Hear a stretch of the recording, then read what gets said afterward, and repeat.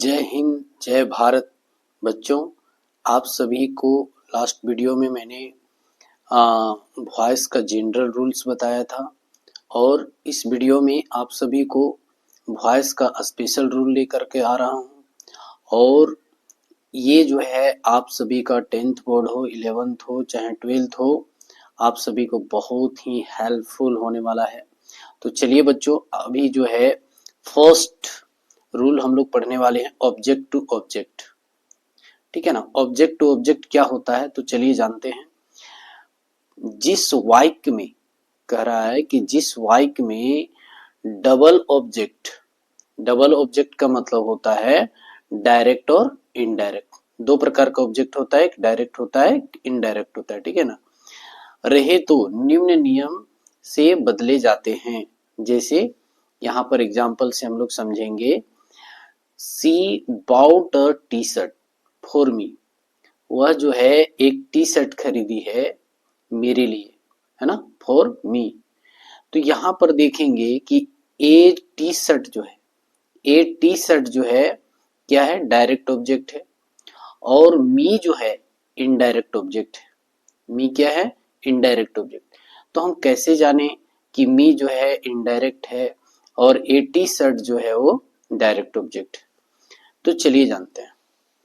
यहाँ पर बोल रहा है कि इनडायरेक्ट ऑब्जेक्ट के पहले फॉर और टू का प्रयोग किया जाता है, जबकि डायरेक्ट ऑब्जेक्ट में या डायरेक्ट ऑब्जेक्ट के पहले नहीं किया जाता है। ठीक है ना। तो डायरेक्ट और इनडायरेक्ट चलिए एग्जाम्पल से समझते हैं। यहाँ पर जो है she bought a T shirt for me, क्या बोल रहा है, वह एक टी शर्ट खरीदी है फॉर मी, यानी मेरे लिए। तो यहाँ पर दो ऑब्जेक्ट है। देखिए, जो ऑब्जेक्ट अपना फॉर्म चेंज करेगा, जो ऑब्जेक्ट अपना फॉर्म को चेंज करेगा, उसको जो है हम लोग इनडायरेक्ट ऑब्जेक्ट बोलेंगे। जैसे यहाँ पर देखिए मी जो है ऑब्जेक्ट है। सेकेंड वाला पैसिव वॉइस में देखिए कि मी को ये जो है ऑब्जेक्ट में है तो हम सब्जेक्ट में बदल रहे हैं, ताई हो रहा है। और आई के साथ यहाँ पहले तो हम टेंस को जानेंगे कि ये जो टेंस है she bought a T shirt, किस प्रकार का टेंस है। तो सब्जेक्ट के बाद यदि V2 होता है तो वो पास्ट टेंस का होता है या पास्ट इंडेफिनिट का होता है। ठीक है ना, या सिंपल पास्ट का होता है। तो जब सिंपल पास्ट है, जब भी कोई ऑब्जेक्ट को हम सब्जेक्ट बनाएंगे तो पास्ट में हम वाज या वेयर का यूज करेंगे। तो यहाँ आई के साथ वाज लग गया। दूसरी चीज है कि पैसिव वॉइस में ऑलवेज V3 का प्रयोग होता है। तो बाउट का V3 बाउट ही होगा, चूंकि V2 है, ये तो ये V3 है। ठीक है ना। उसके बाद क्या है, ये जो डायरेक्ट ऑब्जेक्ट है ज्यों का त्यों रहेगा, इसमें कोई चेंजेस नहीं होगा। ध्यान देना है कि यहाँ दो ऑब्जेक्ट है, एक है डायरेक्ट ऑब्जेक्ट और एक है इनडायरेक्ट ऑब्जेक्ट, यहाँ लिख भी दिए हम। उसके बाद क्या है कि हम पहले इनडायरेक्ट ऑब्जेक्ट को सब्जेक्ट बना करके बता रहे हैं कि जैसे मी है तो मी का आई हो जाएगा, और ये पास्ट इंडेफिनिट का है तो वो एक ज्वेलरी भर वाज यूज होगा। फिर क्या है, V3 लगना है तो बाय बाउट, बाउट V3 भी क्या होता है, बाउट होता है। उसके बाद जो डायरेक्ट ऑब्जेक्ट है ज्यों का त्यों रहेगा। चलिए अब हम क्या है कि डायरेक्ट ऑब्जेक्ट को लेकर आ रहे हैं, ए टी शर्ट है। अब ये पास्ट इंडेफिनिट का है तो वाज लगेगा। फिर यह है बाउट V3। उसके बाद देखिए यहाँ पर फॉर मी यूज हो रहा है। यहाँ पर हम लोग रूल पढ़ के आ रहे थे कि इनडायरेक्ट ऑब्जेक्ट के पहले फॉर ओब्लिक टू का प्रयोग किया जाता है। तो यहाँ पर ही हम लोग क्या किए, फॉर का यूज किए। ठीक है ना। अभी उसके बाद हम लोग देखेंगे next example, C gave me a ring. वह मुझे दी ए रिंग, वह मुझे एक रिंग दी। ठीक है ना। तो यहाँ पर भी देख सकते हैं कि सी के बाद गेव है तो कहीं ना कहीं ये पास्ट इंडेफिनिट का है। ठीक है ना। और यहाँ दो ऑब्जेक्ट है, मी एंड अ रिंग। तो यहाँ पर देखेंगे कि मी जो है इनडायरेक्ट ऑब्जेक्ट है। इनडायरेक्ट इसलिए इसको बोल रहे हैं क्योंकि ये अपना फॉर्म को चेंज कर रहा है। मी जो है ऑब्जेक्टिव वर्ड है। जब इसको हम सब्जेक्ट में लाते हैं, हम लोग जनरल रूल में पढ़ के आ रहे हैं कि एक्टिव से पैसिव बनाने के लिए जनरल रूल में हम लोग पढ़ के आ रहे हैं कि ऑब्जेक्ट को सब्जेक्ट बनाया जाता है। कब, तो एक्टिव से पैसिव बनाने के लिए ऑब्जेक्ट को हम लोग सब्जेक्ट बनाते हैं और सब्जेक्ट को ऑब्जेक्ट के रूप में लिखते हैं, ये ना। उसके बाद जो है अकॉर्डिंग वर्ब टू बी लिखेंगे, फिर पास्ट पार्टिसिपल लिखेंगे, बाय लिखेंगे, ऑब्जेक्ट लिखेंगे। हम लोग जनरल रूल में पढ़ के आ रहे हैं, लेकिन स्पेशल रूल में यहाँ पर क्या है कि बाय वगैरह का यूज नहीं करना है। देखिए यहाँ पर क्या है, ये ऑब्जेक्ट है तो हम लोग क्या कर रहे हैं, इसको सब्जेक्ट के रूप में लाएं। फिर क्या है, ये पास्ट का है इसलिए वाज लगाएं। हम लोग जानते हैं कि पैसिव वॉइस में ऑलवेज भी थ्री का यूज होगा, तो यहाँ पर गैब है, मतलब गिव, गैब, गिवन, ठीक है, गिव, गैब और गिवन, तो यहाँ कहीं ना कहीं भी थ्री होगा। फिर क्या है, ए रिंग, देखिए यहाँ पर जो है इनडायरेक्ट ऑब्जेक्ट को ज्यों का त्यों हम लोग रख दिए हैं, यहाँ कोई दिक्कत नहीं है। उसके बाद अगर हम लोग डायरेक्ट ऑब्जेक्ट को लेकर आते हैं, ए रिंग, तो ए रिंग के बाद वाज लगेगा। उसके बाद क्या है, वर्ब का तीसरा रूप लगेगा। यहाँ देखिए यहाँ टू मी लगाया गया, यहाँ जो है ये मेरा इनडायरेक्ट ऑब्जेक्ट है और उससे पहले हम क्या लगा रहे हैं, टू लगा रहे हैं। ये ध्यान देना है कि अगर हम इसको बाद में रख रहे हैं, इनडायरेक्ट ऑब्जेक्ट को बाद में रख रहे हैं, तो यहाँ पर टू या फोर का यूज हम करेंगे। और इसी प्रकार का जो है बच्चों आप सभी का एग्जाम में आएगा। अब जनरल रूल का जमाना गया, जनरल रूल से बहुत कम क्वेश्चन आते हैं। नेक्स्ट में हम लोग देखेंगे बच्चों कि पैसिव वॉइस ऑफ, अच्छा यहाँ पर जो है ध्यान देना है कि जब ऑब्जेक्ट टू ऑब्जेक्ट का क्वेश्चन आएगा ना, इसीलिए यहाँ पर ऑब्जेक्ट टू ऑब्जेक्ट कहा गया है, क्योंकि यहाँ दो ऑब्जेक्ट है, ठीक है ना। यहाँ देखिए सी बाउट अ टी शर्ट और फॉर मी, तो यहाँ ए टी शर्ट और मी दो ऑब्जेक्ट है, इसीलिए इस स्पेशल रूल का नाम है ऑब्जेक्ट टू ऑब्जेक्ट, ठीक है ना। एक डायरेक्ट ऑब्जेक्ट होता है और एक इनडायरेक्ट ऑब्जेक्ट होता है।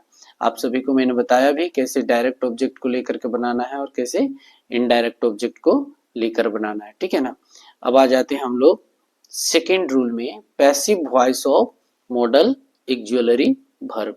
बोलता है कि जब कोई वाक्य में modal auxiliary verb shall, should, will, would, may, might, can, could, must, ought to, used to, है ना, और नीड, डेयर हो, तो पैसिव वॉइस बनाने के लिए देखिए जब कोई भी सेंटेंस में मॉडल एक्जुअलरी वर्ब होता है तो उसे पैसिव वॉइस बनाने के लिए मॉडल एक्जुअलरी वर्ब के बाद बी प्लस भी थ्री का यूज करेंगे। क्या करेंगे हम लोग यूज, बी प्लस भी थ्री का प्रयोग करते हैं। चलिए एग्जाम्पल से समझते हैं।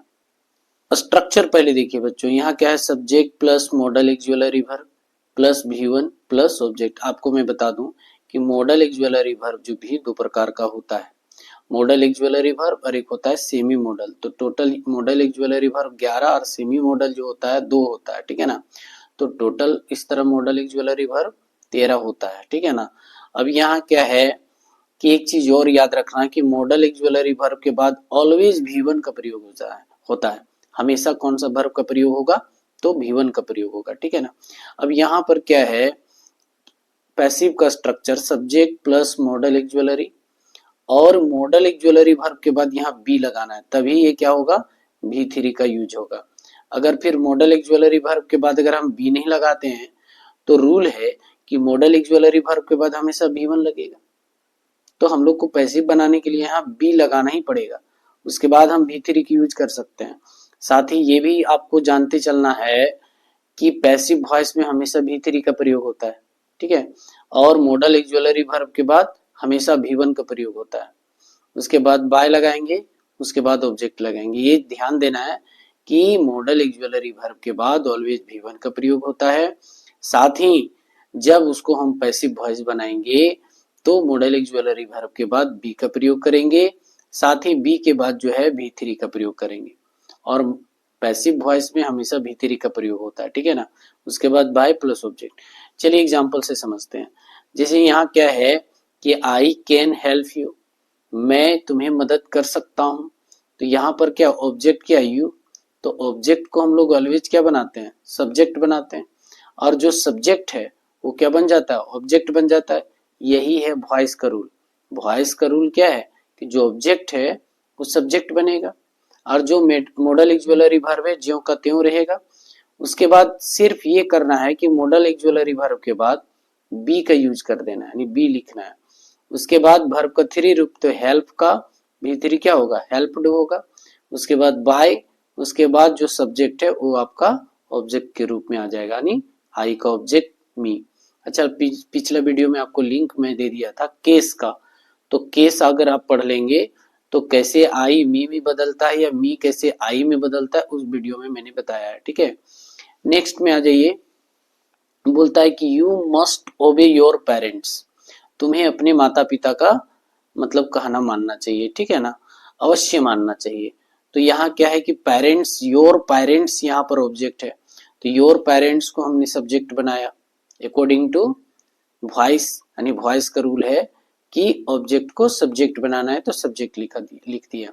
उसके बाद आपका मॉडल क्या है, मस्ट, अवश्य चाहिए तो मस्ट लिख दिए।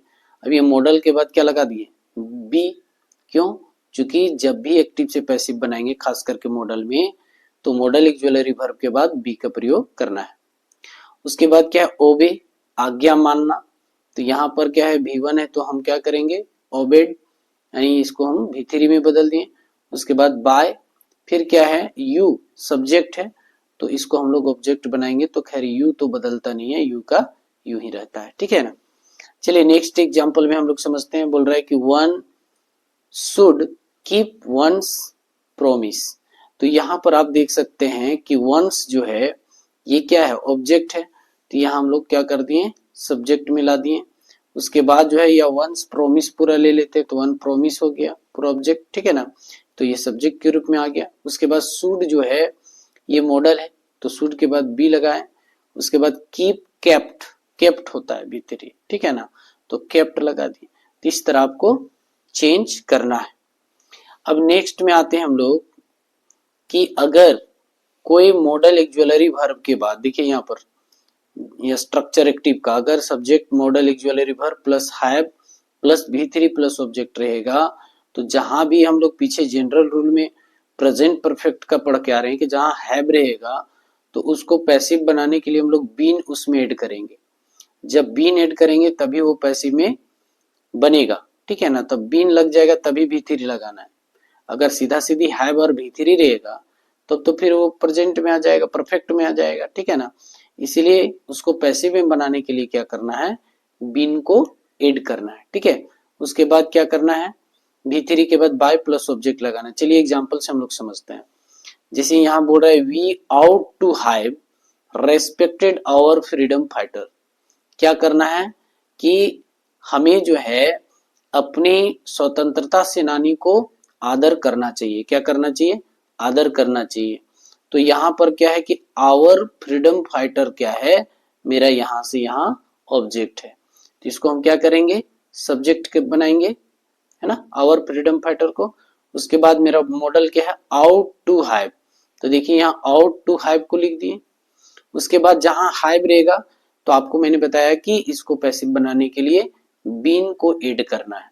उसके बाद जो है रेस्पेक्टेड मेरा V2 है, तो यहाँ पर क्या कर दिए हम V3 के रूप में, रेस्पेक्टेड ही होता है, ठीक है ना, हालांकि हैव के बाद V3 का यूज होता है, तो V3 रेस्पेक्टेड ऑलरेडी है, तो यहाँ पर क्या कर दिए मैंने, रेस्पेक्टेड ही रहने दिया, चूंकि पैसिव वॉइस में ऑलवेज V3 का प्रयोग करने बोलता है, ठीक है ना।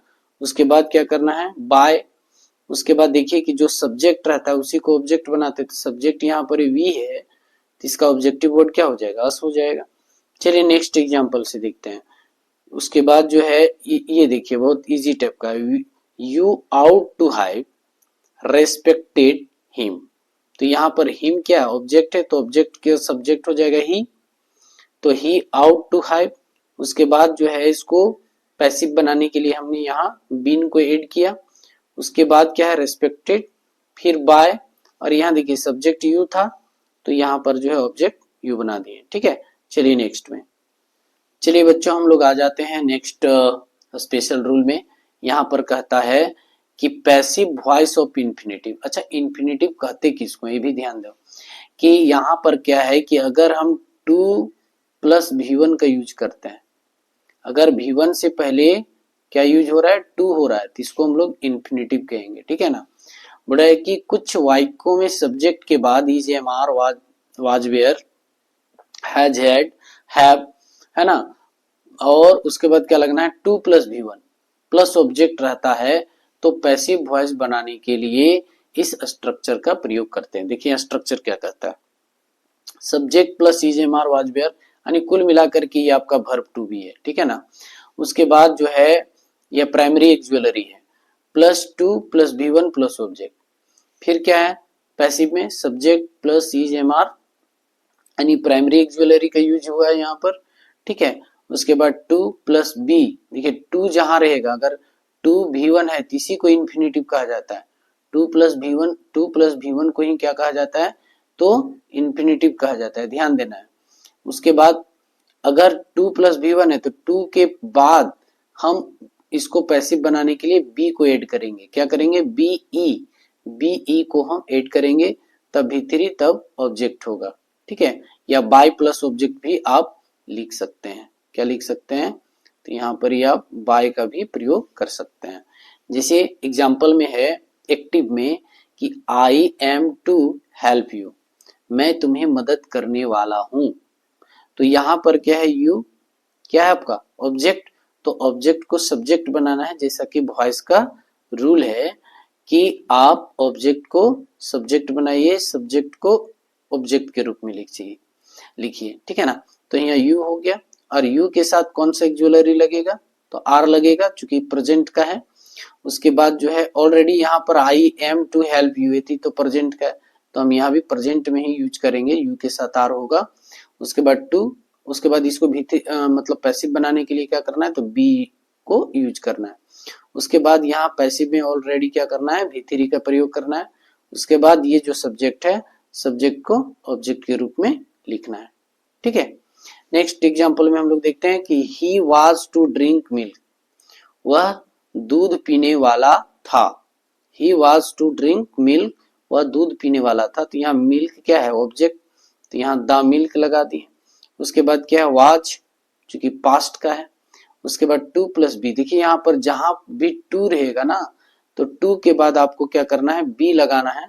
उसके बाद जो है भी3 का प्रयोग करना है, तब जाकर के आपका ये जो है पैसिव बनेगा। उसके बाद बाय, और यहाँ पर जो है स्ट्रक्चर के बाद कहता है कि बाय के बाद क्या लिखना है आपको, ऑब्जेक्ट लिखना है, तो बाय यहाँ पर आपका सब्जेक्ट क्या है, ही, तो ही का ऑब्जेक्टिव वर्ड क्या होता है, हिम।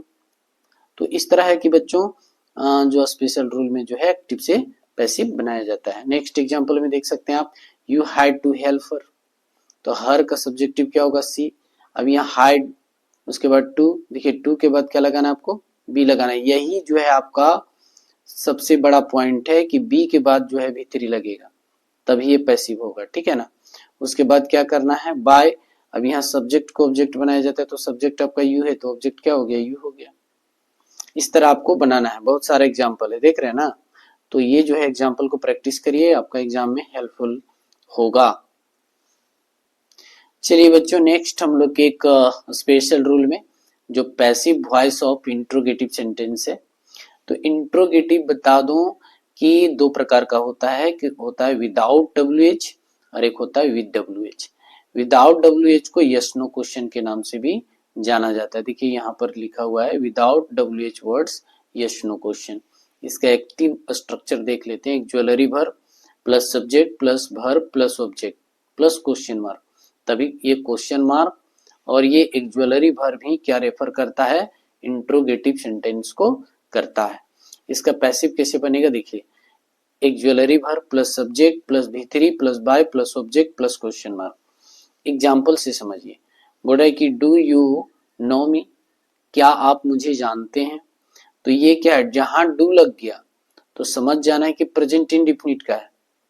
अगर डू यू नो मी है और एक ज्वेलरी वर्ब डू का यूज हो रहा है, उसके मतलब है कि सिंपल प्रेजेंट का है या प्रेजेंट इंडेफिनिट टेंस का है। तो इसको पहले हम एसरेटिव अब माइंड में बना लेना है कि यू नो मी, डू को अब छोड़ दिए, डू तो आपको ये इंडिकेट कर रहा है कि क्या आप मुझे जानते हैं, इंट्रोगेटिव, लेकिन इसको एसरेटिव में आपको सोचना है, यू नो मी। अब यहाँ पर क्या है, मी ऑब्जेक्ट है तो इसका सब्जेक्ट क्या होगा, आई होगा, और आई के साथ क्या यूज होगा, एम होगा, ठीक है। पैसिव में जो है वर्ब टू बी का प्रयोग करते हैं हम लोग, वर्ब टू डू का नहीं, वर्ब टू बी का, तो आई के साथ एम लगेगा। उसके बाद क्या है कि भी3 लगना है, तो ये नो जो है भी1 है, इसका भी3 नॉन होगा, ठीक है। फिर बाय, फिर ऑब्जेक्ट लगना है, तो ऑब्जेक्ट किसको बनाया जाता है, जो सब्जेक्ट होता है, तो सब्जेक्ट आपका यू है तो यू लग जाएगा। फिर देखिए यहाँ पर फ्यूचर इंडेफिनिट का एक एग्जाम्पल है, जैसे शैल ही टीच यू, क्या वह तुम्हें पढ़ाएगा, क्या वह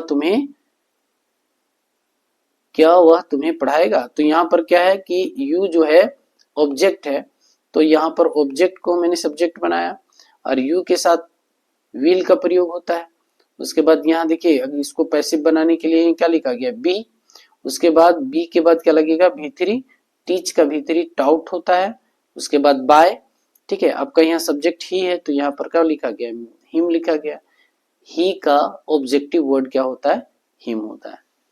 नेक्स्ट में देखिए इसी तरह, has she gone to market, तो यहाँ कहीं ना कहीं हैज लग गया, तो ये प्रेजेंट परफेक्ट का है, कौन टेंस का है। आपको एक ज्वेलरी वर्ब देख करके ये पहचान लेना है कि कौन टेंस का है, तभी आप जो है पैसिव वॉइस जो है, passive voice of interrogative sentence को बना सकते हैं, जान सकते हैं। तो आप इसको जानने के लिए आप टेंस एक बार जरूर पढ़िए, है ना। मैं इसका वीडियो बना रखा है टेंस का, और टेंस चार्ट भी वीडियो बना चुके हैं, तो उसको भी आप देख करके पता लगा सकते हैं टेन मतलब एक ज्वेलरी वर्ब से कि कौन सा टेंस का है। तो ये पहचानने का बहुत आसान तरीका मैं बताया हूँ। अब यहाँ पर आप देखिए नेक्स्ट में हम लोग चलते हैं विथ WH। अब यहाँ विथ WH वर्ड्स प्लस एक auxiliary verb plus subject plus verb plus object plus question mark. अब इसका पैसिव कैसे बनाएंगे, तो WH वर्ड को ज्यों का त्यों रखेंगे, फिर एक ज्वेलरी वर्ब, इस टेंस के अकॉर्डिंग हम जो है एक ज्वेलरी वर्ब यूज करेंगे, यानी सब्जेक्ट के अकॉर्डिंग। उसके बाद क्या है, भी3 लगाना है, उसके बाद बाय प्लस ऑब्जेक्ट लगाना है। ये ध्यान देना है कि यदि WH वर्ड्स में हु अगर वर्ड रहे, WHO हु मतलब कौन, तो पैसिव वॉइस जब इसको हम लोग बदलेंगे पैसिव वॉइस में, तो इस स्ट्रक्चर का इस्तेमाल करेंगे। जहां पर हु से सिर्फ रहेगा तो उसको हम लोग बाय हुम यूज करेंगे। उसके बाद एक auxiliary verb plus subject plus भी3 प्लस बाय प्लस ऑब्जेक्ट। यहाँ पर देखिए हु भी लिख सकते हैं, अगर आप बाय हुम नहीं लिख रहे हैं तो हु का हु ही रखेंगे, प्लस एक auxiliary verb plus subject plus भी3 प्लस बाय प्लस ऑब्जेक्ट। चलिए एग्जाम्पल में आपको बताते हैं। देखिए हु से एक एग्जाम्पल है, हु टाउट यू इंग्लिश, ठीक है ना। तो यहाँ पर क्या है कि आपको मैंने कहा कि हु का हु रहने दीजिए या तो बाय हुम लिख दीजिएगा। उसके बाद देखिए टाउट है, तो टाउट कहने मतलब कोई भी सेंटेंस में अगर भी2 हो तो पास्ट का होता है, और पास्ट का है तो ये यू है, यू के साथ क्या लगेगा, वेयर लगेगा। क्योंकि ऑलवेज WH वर्ड के साथ एक ज्वेलरी वर्ब यूज होता है। टेंस में मैंने बताया है कि जब भी हम एक ज्वेलरी वर्ब शुरू में लिखते हैं या इंट्रोगेटिव सेंटेंस लिखते हैं या WH इंट्रोगेटिव लिखते हैं, तो WH वर्ड के साथ ऑलवेज क्या है, एक ज्वेलरी वर्ब साथ रहेगा, ठीक है। WH वर्ड अकेले नहीं रहता है, WH वर्ड के बाद जो है एक ज्वेलरी वर्ब रहता है, उसके बाद सब्जेक्ट रहता है, तो यू। उसके बाद क्या है, टाउट का क्या रखें हम, टाउट ही रखें, फिर इंग्लिश, ठीक है। या तो बाय हुम के जगह पर आप हुई ही लिख सकते हैं। इसी तरह का जो है बोर्ड वगैरह में आजकल पूछ रहे हैं, ठीक है ना। देखिए नेक्स्ट में देखिए व्हिच शर्ट, यानी कौन सा शर्ट, डू यू लाइक, यानी कौन सा शर्ट तुम्हें पसंद है। तो यहाँ पर देखिए व्हिच शर्ट रह गया। उसके बाद क्या है, ये डू है, उसका मतलब प्रेजेंट का है, प्रेजेंट इंडेफिनिट का है, तो इज लगा दिए। फिर लाइक्ड, फिर बाय, उसके बाद यू रहा। फिर यहाँ पर नेक्स्ट एग्जांपल में आप देख सकते हैं, whom do you want, तुम किसे चाहते हो। तो यहाँ क्या हो गया, whom रहने दिए, उसके बाद ये do लग गया, उसका मतलब ही सिंपल प्रेजेंट का है या तो प्रेजेंट इंडेफिनिट का है, तो इज हो गया। फिर क्या है, भी3 यूज कर रहे हैं, तो वांट का क्या हो, भी3 होगा, वांटेड होगा, ठीक है। ये प्रेजेंट इंडेफिनिट में, इसलिए सिर्फ कोई ऐड नहीं कर रहे हैं आप। जनरल रूल में जब हम बताए थे प्रेजेंट इंडेफिनिट का या सिंपल प्रेजेंट का, तो उसको आप ध्यान से देखिएगा, कहीं कोई ऐड नहीं किए, बस अगर प्रेजेंट है इज, प्रेजेंट इंडेफिनिट का है तो पास्ट इंडेफिनिट का तो आज, इस तरह लिखे। तो यहाँ पर ये डू जो है लगा हुआ है, इससे ये पता चल जा रहा है कि ये सिंपल प्रेजेंट का है, तो सिंपल प्रेजेंट के लिए हम लोग इज का प्रयोग किए। अब यहाँ देखिए वांट जो है V1 है तो यहाँ हम लोग V3 का लिखे, वांटेड लिखे, फिर बाय, फिर क्या है U को ऑब्जेक्ट रखे, U चेंज नहीं होता है, ठीक है ना। तो इस तरह जो है बच्चों देखिए, how will you solve it, तो इट क्या है आपका ऑब्जेक्ट, तो यहाँ क्या हो जाएगा हाउ विल, ये तो रहेगा ही रहेगा, चेंज नहीं होता ये। उसके बाद इट आ गया, देखिए ऑब्जेक्ट है यहाँ आ गया। उसके बाद देखिए अगर इट रहेगा खास करके या बी रहेगा, फ्यूचर इंडिफिनिट से रिलेटेड रहेगा, तो फ्यूचर इंडिफिनिट में जो है जनरल रूल में बताएं इसको कि शैल रहे चाहे विल रहे, उसके बाद हम लोग बी का यूज करेंगे, उसके बाद V3 लगाएंगे, उसके बाद बाय, उसके बाद सब्जेक्ट को ऑब्जेक्ट के रूप में लिखेंगे, ठीक है ना। चलिए हम लोग एकदम मोस्ट इंपोर्टेंट रूल पढ़ने वाले हैं, ये 100% जो है आपको एग्जाम में इसी से क्वेश्चन आएगा, 100% गारंटी है। देखिए यहाँ पर इंपरेटिव सेंटेंस में क्या है कि एक्सप्रेसिंग कमांड ऑब्लिक ऑर्डर, तो आपको जानना होगा और इसमें ध्यान देना है कि ऑलवेज जो है V1 से शुरू होता है, V1 प्लस ऑब्जेक्ट रहेगा, तो समझ जाना है कि ये इंपरेटिव सेंटेंस है। जैसे एग्जांपल में bring a glass of water, एक गिलास पानी लेके आओ, तो यहाँ देखिए ब्रिंग क्या है लाना यानी V1, उसके बाद ए ग्लास ऑफ वाटर ये आपका ऑब्जेक्ट हो गया। तो ये किस तरह का सेंटेंस है, तो ये इंपरेटिव सेंटेंस है। अच्छा, इंपरेटिव सेंटेंस भी 4-5 प्रकार का होता है, कोई कमांड ऑर्डर होता है, कोई एडवाइज होता है, कोई सजेस्ट होता है, तो ये ध्यान देना है, इसका मीनिंग के हिसाब से हम समझेंगे कि कमांड है या ऑर्डर है। चलिए पहले हम लोग एक्टिव वॉइस का जो है स्ट्रक्चर देख लेते हैं, V1 plus object plus other words, कुछ भी हो सकता है। फिर क्या है लेट, जब भी कमांड ऑब्ली ऑर्डर रहे हम लोग लेट से बनाएंगे, LET लेट, LET लेट। उसके बाद ऑब्जेक्टिव, लेट के बाद हमेशा ऑब्जेक्टिव वर्ड रहता है, इसको सब्जेक्टिव वर्ड लिखने की जरूरत नहीं है, लेट के बाद हमेशा ऑब्जेक्ट ही यूज होता है, plus be plus V3 plus other words, बाकी बाय का यूज यहाँ नहीं करना है।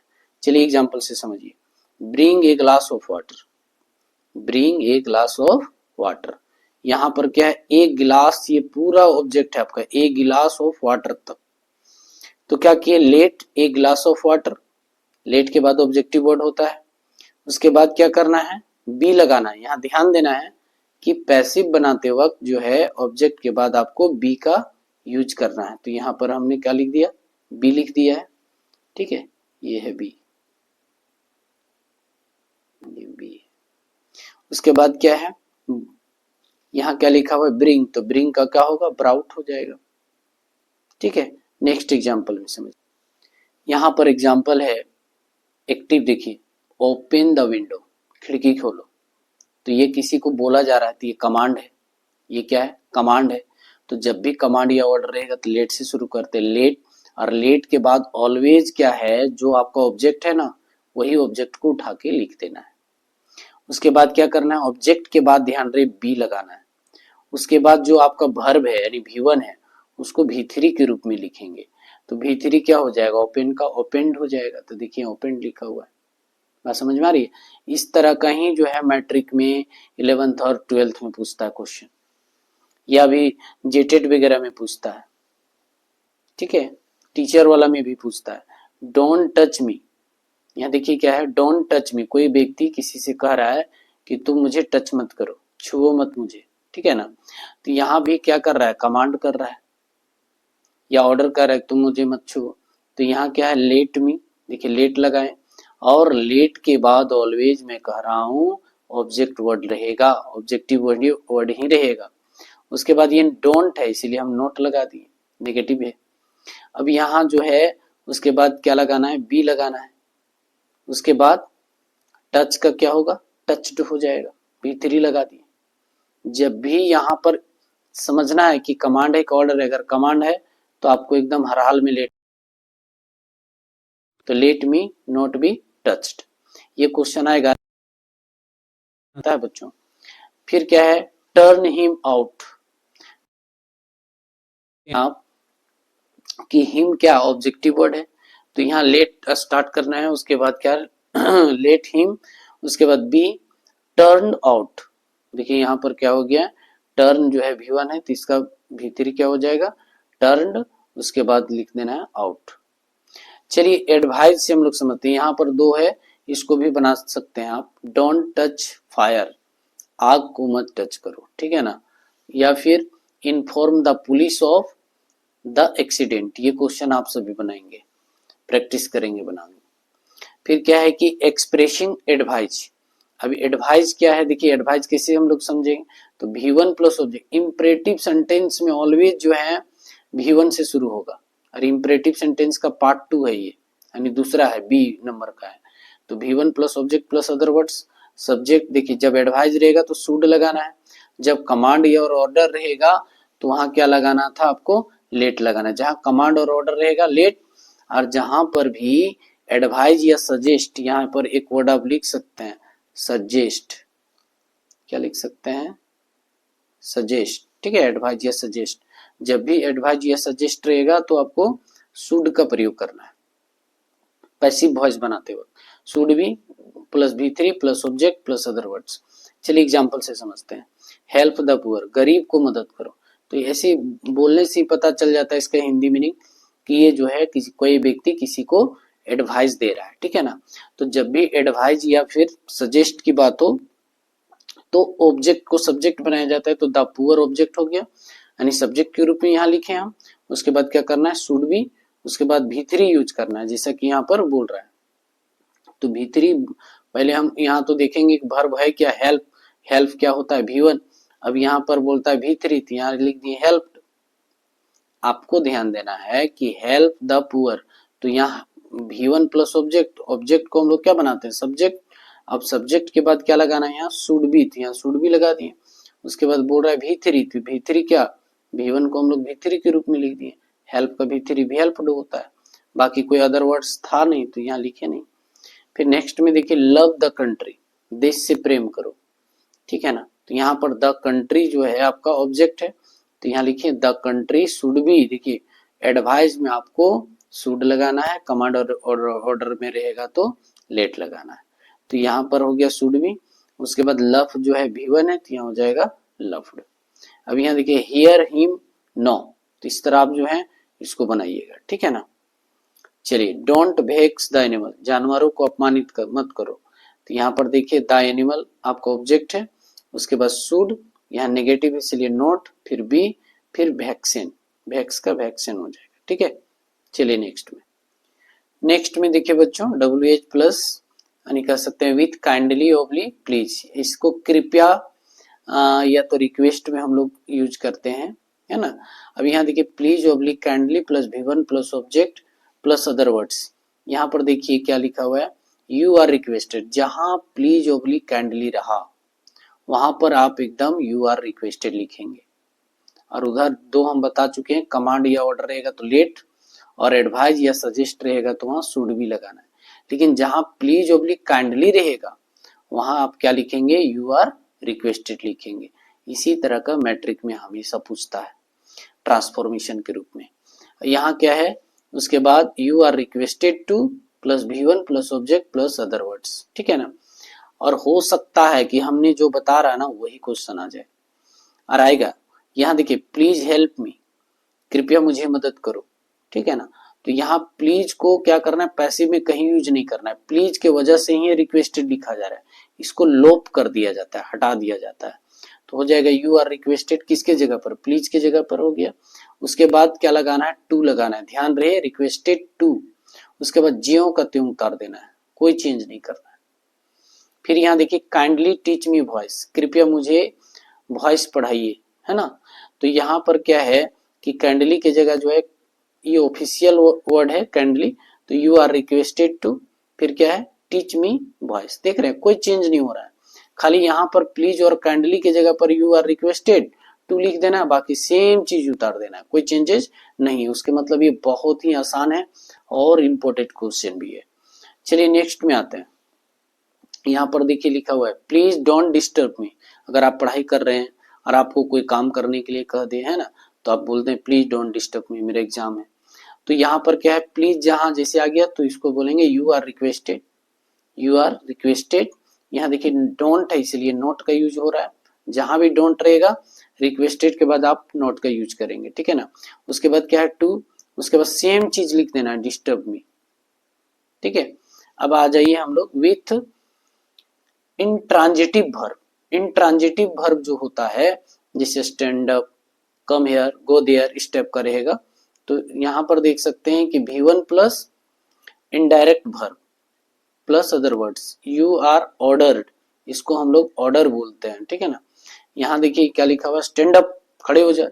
कोई टीचर क्लास में आता है और बच्चों को बोलता है स्टैंड अप, तो यहाँ पर क्या है, टीचर क्या दे रहा है, ऑर्डर दे रहा है। तो यहाँ हो जाएगा you are ordered to stand up, इस तरह का क्वेश्चन आता है। फिर कोई डॉक्टर क्या है, बोलता है ना पेशेंट को कि सुबह में टहला करो, है ना, घुमा करो। तो यहाँ पर क्या है, एडवाइस दे रहा है। वॉक जो है, कोई व्यक्ति किसी को टहलने बोलता है तो कहीं ना कहीं एडवाइस भी हो सकता है, ठीक है ना। आप आपके मीनिंग के हिसाब से, अगर आपको लग रहा है कि एडवाइस तो एडवाइस लिख देना है, लग रहा है कि कमांड है तो कमांड लिखना है, अगर ऑर्डर है तो ऑर्डर लिखना है। You are ordered to walk या you are advise to walk, ऐसे लिखना है। फिर क्या है, हेल्प द पुअर, देखिए ये क्या लग रहा है, गरीबों को मदद करो, तो ये तो हमको एडवाइस लग रहा है। तो you are advise to help the poor, कुछ कर रहे हैं, खाली इसका मीनिंग को समझना है कि क्या कर रहा है, एडवाइस दे रहा है कि ऑर्डर दे रहा है कि कमांड दे रहा है, उसके हिसाब से आपको लिखना है। टेक केयर, ध्यान रखो, तो यहाँ पर क्या दिया जा रहा है, एडवाइस दिया जा रहा है, तो you are advise to take care, ठीक है। चलिए बच्चों, हम लोग इंपरेटिव सेंटेंस का ये 5वां रूल देख रहे हैं। Imperative sentence starting with let. देखिए एक्टिव फॉर्म में कैसे है, let plus object plus V1 plus noun यानी ऑब्जेक्ट।